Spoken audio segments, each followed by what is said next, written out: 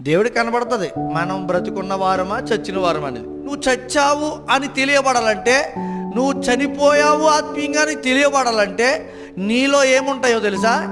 శరీరానుసారమైన మనసు ఉంది. నేను చర్చకు వస్తారో, వింటారో, మాట్లాడతారో, ఇంట్లోకి వెళ్తారో, ఇంటికి వెళ్ళిన తర్వాత మళ్ళీ జీవితం మామూలే, యథాతథం.